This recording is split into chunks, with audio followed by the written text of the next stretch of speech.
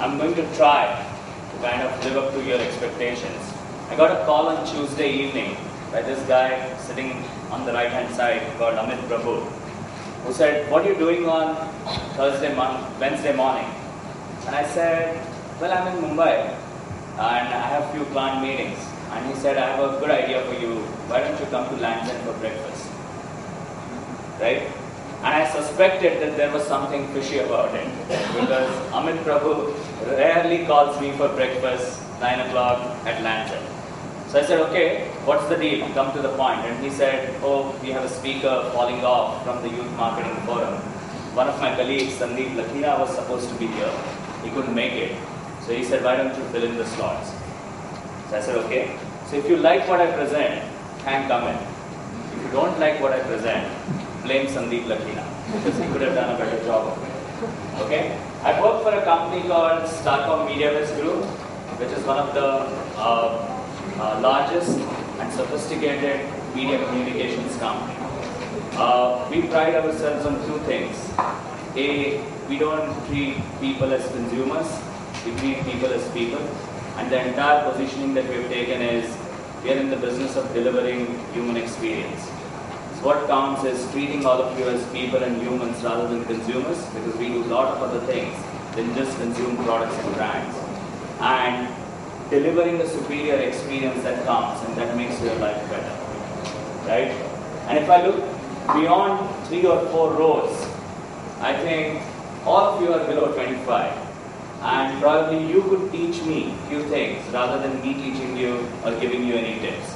So guys who need maximum amount of tips or teaching are the guys in the first 2-3 rows. Because we are from the previous generation. Okay?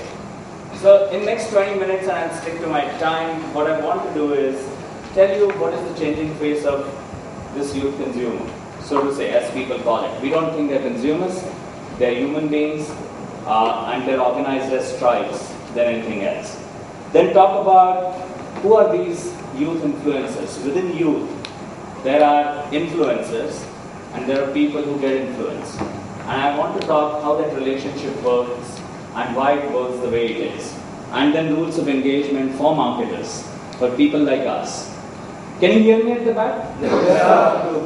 Great. So let me look at 4 or 5 core guiding principles when you're looking at youth, and why I'm saying their face is changing. Because 10 years back, it is not about digital marketing, it is not about online, it is not about mobility. It is about digitization of your lives. 10 years back, youth were not as digitized. Their lives were not as connected, out of different geographies, different places. They were not with so many devices and so many places where they could connect. Now increasingly, people are digitized. And what that has done is it has increased and expanded their circle of influence. So earlier, and each one of us are influencers. I might have a circle of influence with 5 people and you might have it with 50 people. Because based on your expertise, what people think you are, what you talk about and how you influence. But that circle of influence is ever expanding and it is no longer restricted to a small geography or a particular country. So when you're marketing in India, you're no longer marketing in India because you could have a friend sitting somewhere in Singapore or Sri Lanka or China or North America, and your reaction to a particular brand can echo in any other geography. So the challenges for marketers, because of this ever-increasing circle of influence, is significant.